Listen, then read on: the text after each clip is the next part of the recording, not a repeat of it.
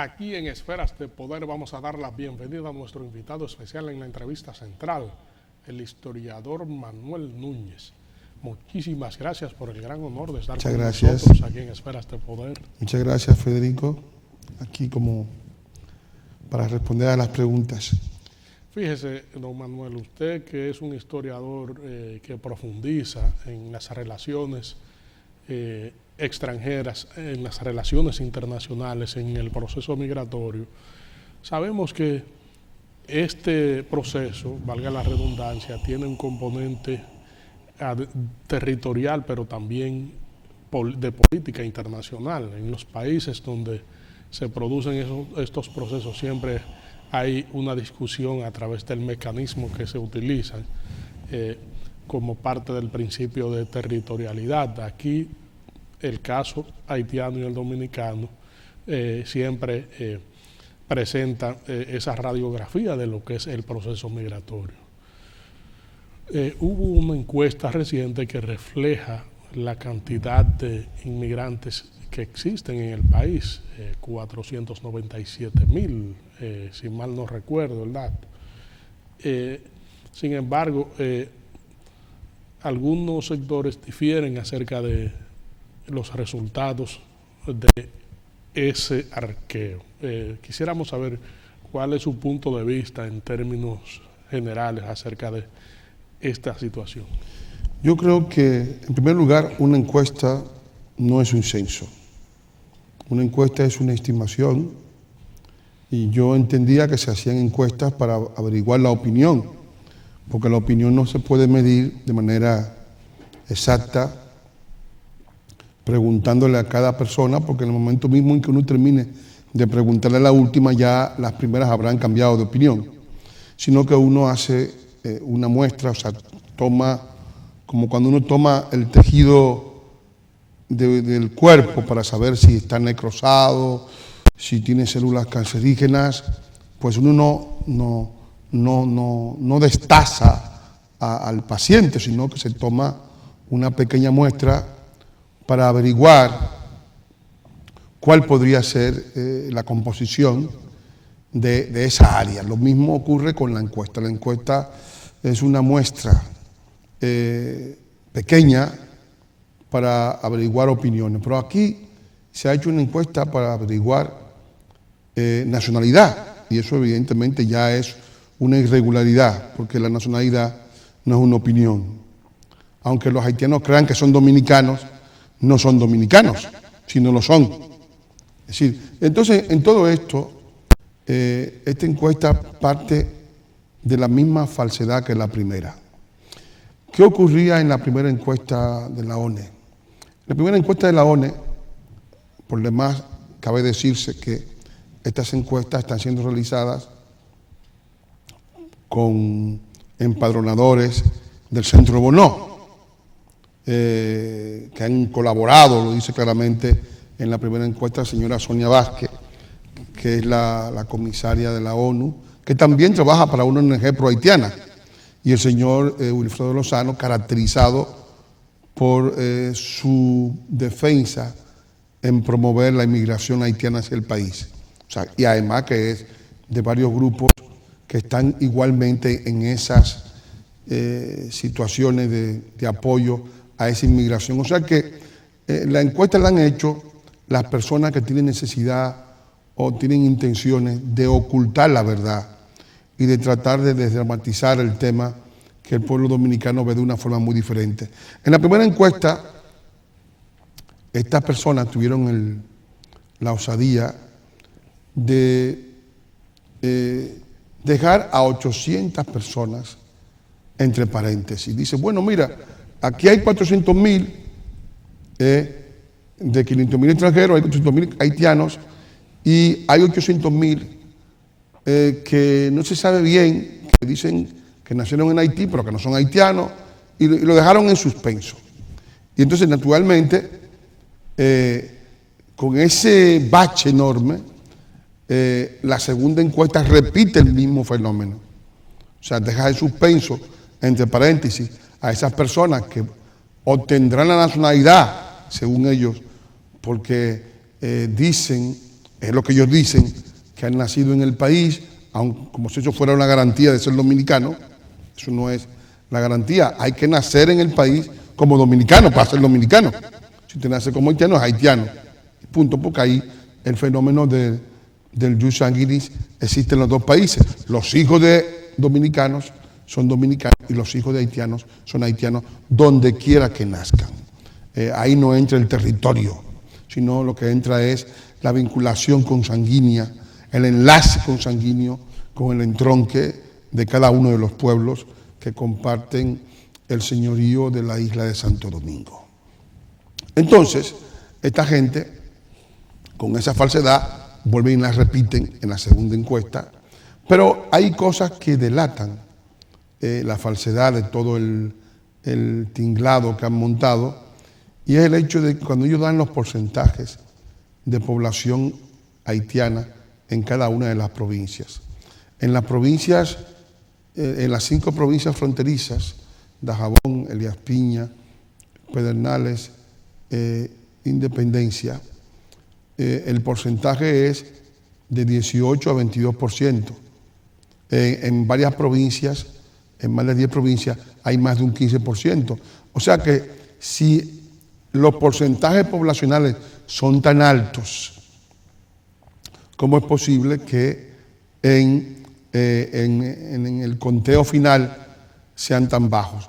El objetivo de todo esto es que se trata de una maniobra para tratar de desdramatizar el tema y tratar de argumentar, usar la supuesta ciencia sociológica para ponerla al servicio de la inmigración ilegal. ¿Cuál es la presión de tipo social y político que ejerce la inmigración en un país? ¿Y qué tipo de controles usted entiende? La inmigración puede ser positiva y puede ser negativa. Yo no soy dogmático en el sentido de cuál debe ser el criterio. En el caso, por ejemplo, de nosotros hemos sido un país con inmigrantes en muchas épocas de nuestra historia, ¿no? Al final del siglo XIX, durante el periodo de la dictadura de Ulises Serol y Liz, se produjo la gran inmigración de empresarios procedentes de Cuba. Ahí llegó Alexander Vaz, Salvador Ross, Juan Delgado, Amecha Zurra, la señora que creó un ingenio ejemplar, que fue el ingenio Consuelo, en honor a Consuelo de Mechazurra, ¿no? Es decir, y llegó también una inmigración de técnicos cubanos, de trabajadores de las Antillas inglesas, los llamados cocolos, que fue una inmigración positiva porque fue una inmigración que trajo saberes, que trajo conocimiento, que trajo industria, que trajo prosperidad y que convirtió y que nos insertó a nosotros en los años 20 en la danza de los millones. Esas son inmigraciones positivas. Ahora bien, la inmigración negativa.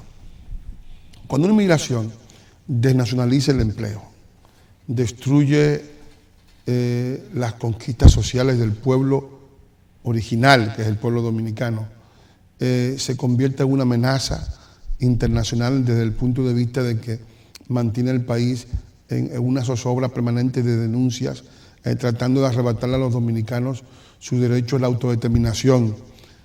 Cuando una inmigración fractura a una sociedad, como ocurrió, por ejemplo, como ha ocurrido en el Líbano, como ha ocurrido en Costa de Marfil, que hay una guerra civil permanente, en ese caso la inmigración es negativa. Y yo creo que la migración haitiana es negativa, o sea, se inscribe dentro de las migraciones que pueden considerarse como negativas. ¿Por qué digo que es negativa?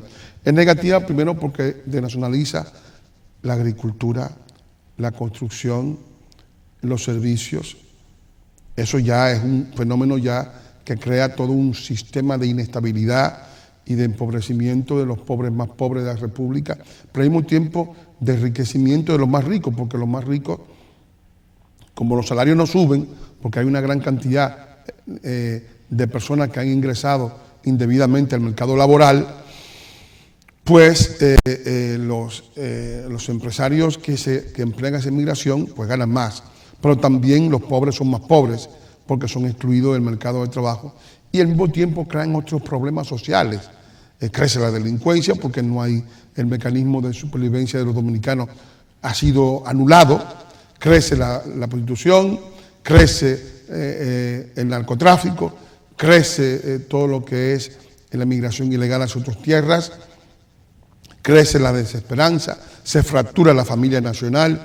Todo eso nos lo trae aparejado esa inmigración. Cuando la gente se queja del estado de inseguridad, del estado de desamparo, de que no hay posibilidad de pasearse tranquilamente en las noches porque te pueden asaltar, te pueden robar un celular, pues eso está en relación directamente con el hecho de que previamente a esa población dominicana que está entregada a la anomia social, ha sido desposeída, despojada, le han arrancado en su país las posibilidades de supervivencia y eso es producto de esa inmigración negativa. Pero además de eso, cuando van a un hospital, resulta que las camas están ocupadas por parturientas extranjeras, por enfermos extranjeros, enfermos del país con más enfermedades del continente, que tienen liderazgo del SIDA, liderazgo de la malaria, liderazgo de todas las enfermedades que se transmiten por vectores.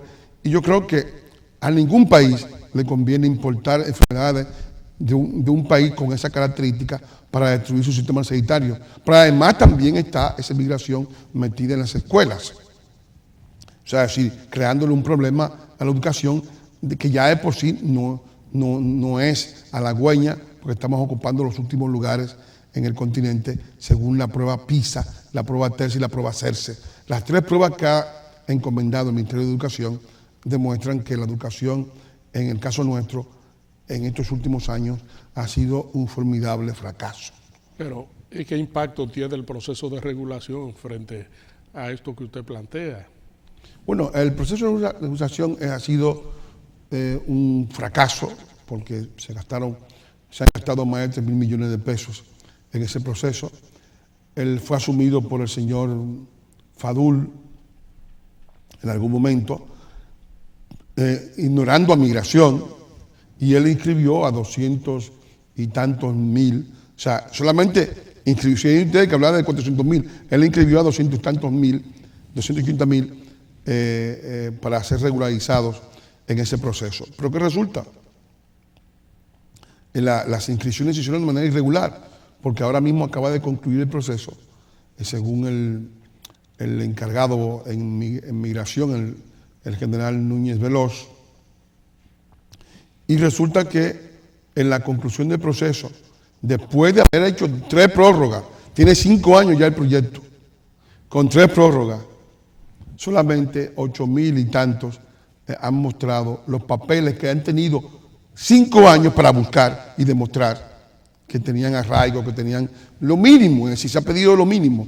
Sí, una cosa absolutamente absurda. Si nosotros, que deberíamos tener un poco más de cuidado con nuestro país y más, digamos, prurito para defender nuestros intereses, aplicásemos las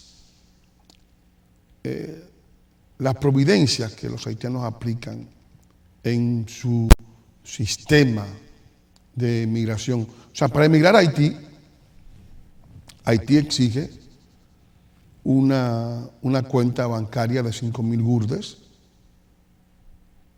por el que quiere emigrar allí, papeles de identidad, es decir, pasaporte, visado y demás, un certificado de que no tiene una enfermedad contagiosa que vaya a hacerle daño a los haitianos, porque ningún país quiere importar enfermos, no les interesa. Solo nosotros nos disponemos a este tipo de labor, no sé con qué fines, porque eso es una exigencia de estas ONGs, un certificado de no delincuencia,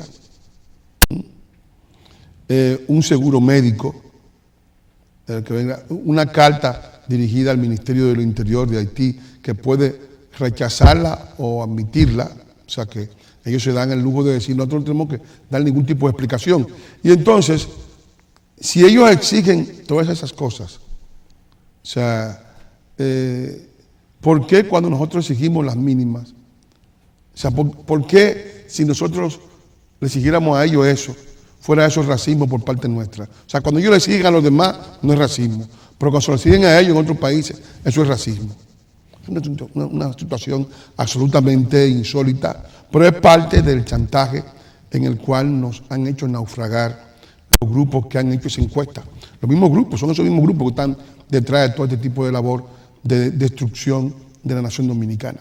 Vamos a solicitar su anuencia para hacer una pausa aquí en Esferas de Poder y en breve regresamos con esta interesantísima comparecencia con el historiador Manuel Núñez.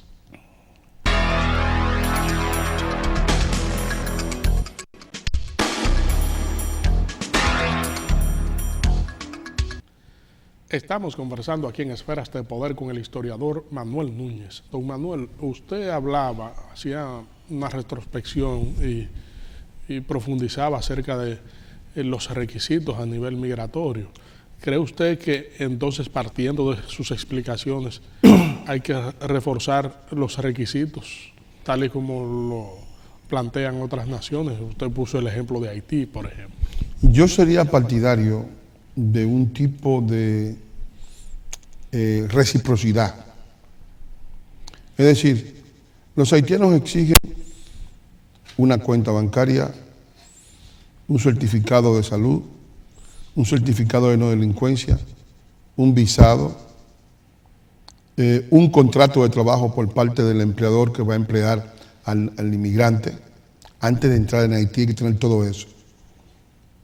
Si eso es bueno cuando ellos lo usan allí, ¿por qué debe ser malo cuando lo usamos nosotros? Esa es mi gran pregunta. Yo pienso que nosotros deberíamos exactamente exigir lo mismo, porque las leyes migratorias no se hacen para que los inmigrantes sean los dueños del país que los acoge.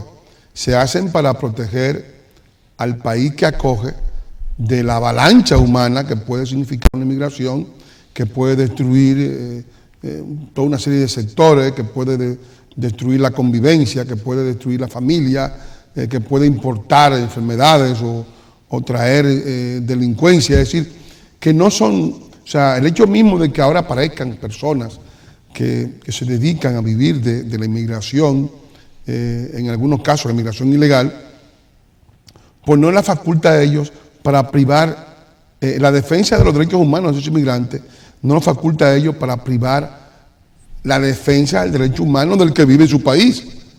Porque se supone que hay también un derecho humano, o sea, los únicos que son humanos no son los inmigrantes, son también los que viven en República Dominicana. La República Dominicana también es parte de la humanidad. La humanidad no es un monopolio de los haitianos, aunque ellos se lo creen así.